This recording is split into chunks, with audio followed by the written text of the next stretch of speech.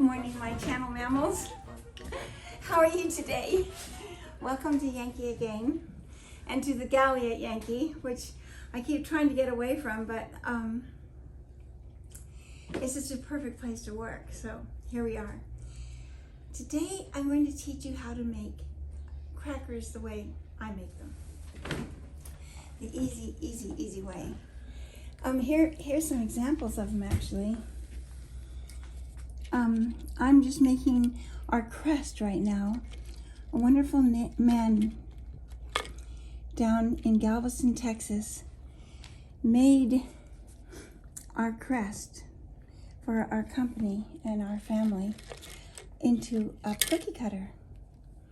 So these are just made from a cookie cutter. I'm just going to keep taking them off this plate because they're harder to see on the plate. Aren't they pretty?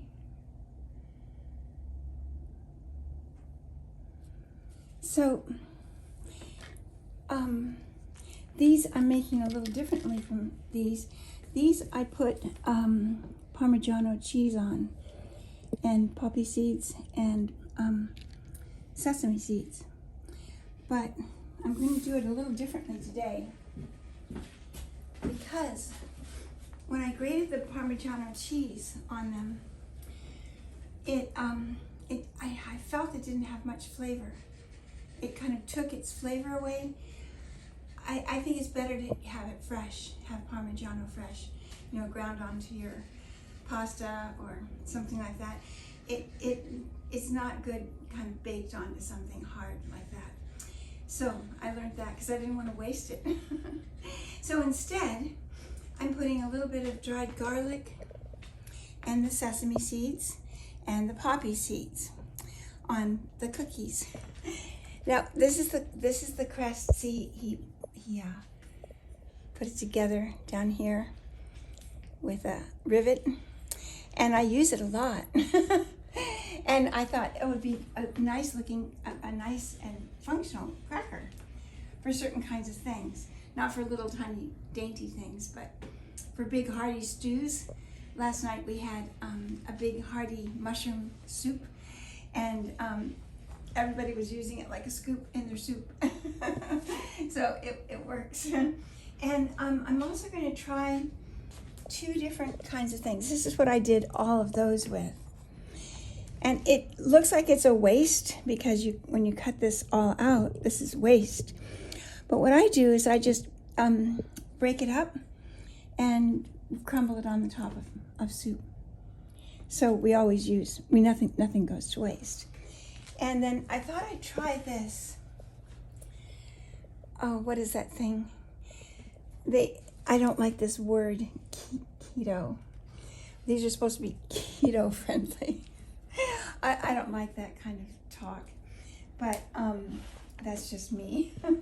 But I thought it'd be interesting to try it. It does fit. To try it on these too, this is corn and this is flour. So it'll be a very different kind of taste. And this one has, I think it has like either a chipotle or a jalapeno taste in it. I'm not sure if it'll show up very much, but we could try. So it's an experiment. So you'll be in on that with me. I've made other crackers out of the flour tortillas. But you see what's so great about it is these are already made. And all you have to do is put your own shape, whatever shape you like, whatever you have in your cookie cutter drawer. And then I found that it was difficult to press these on by hand. So I use a heavy rolling pin and I press them down this way. It takes a little effort, and then you have to go this way too because otherwise you don't have as much pressure on the top or the corners. So like 3 times or so. And then you just take it off of here and you have it all ready to. Oh, I didn't do a very good job. I didn't do a good job this time. I've never done it on this. I've always done it on a hard table. Maybe that's why. So these are things you learn. I may be taking this away. Okay, let me try again. I guess I have to go a little bit harder.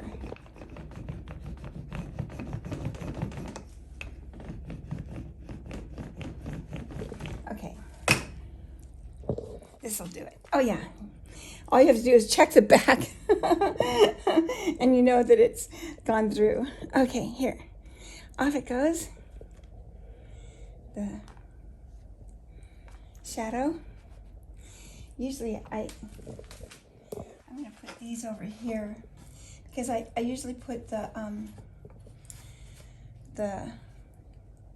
leftovers in one side of the bin. Okay, so this is going to be a very short video because it's so easy, but they do taste delicious and they're very unusual, I think, for most people. And you can put whatever you want on them. There's so many different ways you could treat them. So I won't do a lot of them in front of you. I'll just show you how I'm doing these few, and then I'll bake them. They need to be baked because you put an egg wash on them. Take the egg and brush them with the egg, and I'll fill the tray, and then I'll show them to you when they come out of the oven. So it's really not a very long lesson today, which I'm sure you'll be glad of. You know, all those, oh my goodness, you know those things that they put on the internet just before you're ready to tuck into bed and you're checking your mail? and they have these really quick recipes with no, ingredients and everything. Oh, those drive me crazy. I don't like them. Okay, so I'm going to do a little harder rolling.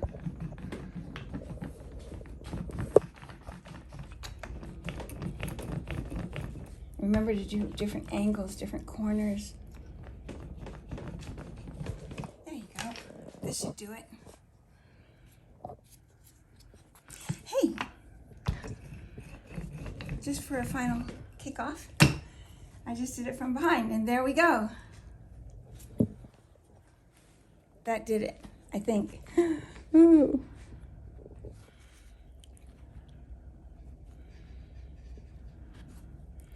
Oh, you know what else I used?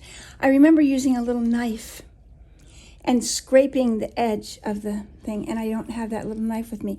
That's what I used last time I made these. So that's why I'm having a little struggle today. It's not really a big struggle. But I'm going to get my little knife, and it makes a big difference. There we go.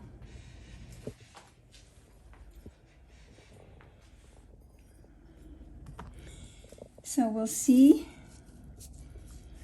how these behave. Well, maybe they'll take up less.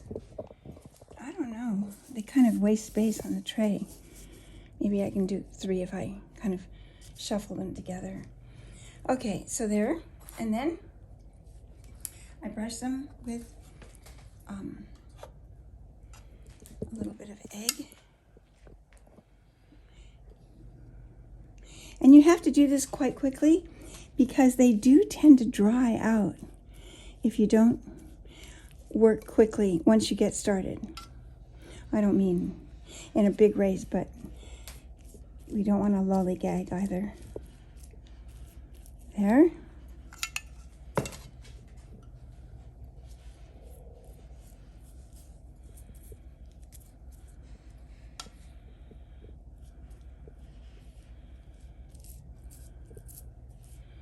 Okay. And now we'll do a little splash of sesame seeds. You can do a lot or just a hint, It doesn't have to be a big... I know it's the world of everything bagels, but we don't have to have them squished full as much. And then just ever so small amount of garlic, maybe a few kernels per each, because that's way too much to eat. There. And then the showy one is the poppy seed. That's when you can actually see what you're putting on. And then I also do a little splash of salt. Just the slightest amount of salt. I have maybe 5 kernels on each, which you can't see. So to save your time, I'm going to just carry on and fill this tray, put it into the oven, and then we'll look at it when it comes out and see how we did. Okay?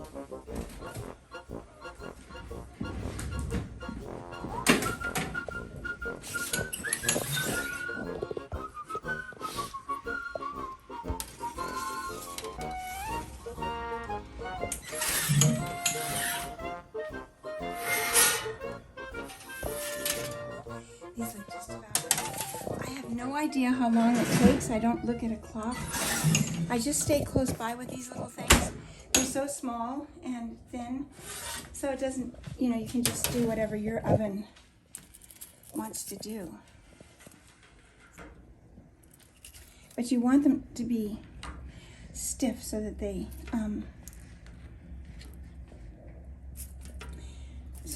cracker-like. And they can be toasty also.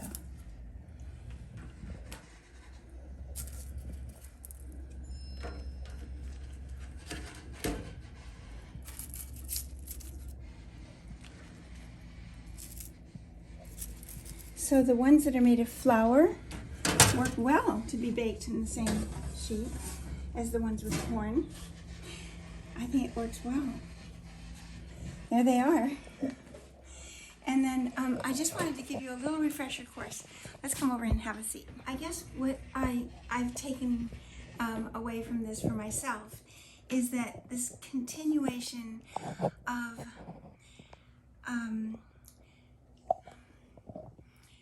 I don't know, not ever letting the past hold us back. And the past in the past was the right thing, but now in the future it may not be the right thing.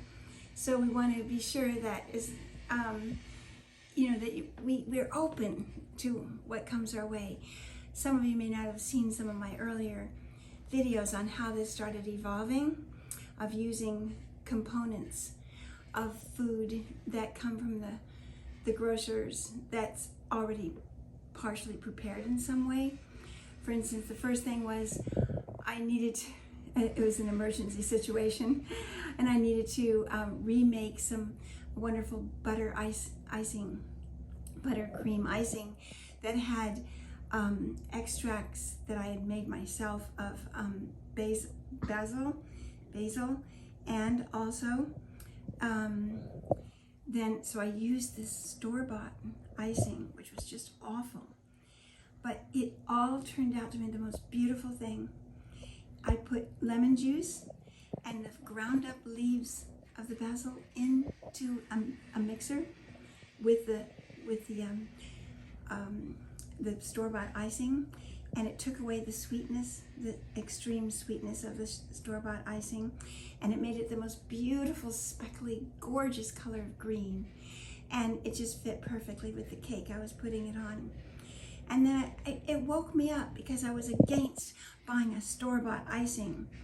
But in that case, I needed to, because it was a last-minute thing, and some animals from outside had got a hold of my icing that was warming in the sun. And then I thought, what was the next thing I did? Oh, stovetop dressing. I had never, ever even heard of it. Oh, it's stovetop stuffing, I'm reminded. And I just thought, wouldn't it be amazing? I was making a layered pie, striations of our Thanksgiving dinner, the leftovers, and making it into a savory pie. And I was getting out the pastry that I had made for it, pie pastry. But I just got this fun idea of adding more eggs to it. They don't ask for eggs when you mix that stuff up. And so I added those, and I pressed it into the pie tin, and it made the most beautiful pies and delicious, and it was so much fun. And now this is something from the market, you know, that everybody goes and buys. And now we're using it as the beginning of a new idea for crackers that is a new invention. It's not like the other, you know, crackers that you would buy, and it's not like a homemade cracker, maybe. And I just think it's so much fun to let yourself enjoy as our culture changes. Appreciate it, use things wisely, but not with fear or condemnation of any kind. And just enjoy it. And there's nothing wrong with these. They're simply, you know, a tradition here of using tortillas. And so here we go. So there's my conclusion and my little lesson. Thanks. I'll see you soon. Oh, guess what? Whilst I was putting these on the tray, we were talking about what are some other things that people could put on these. So we're going to make another video of the flip side, which I think you'll really enjoy. Okay, my friends, have a wonderful sunny day.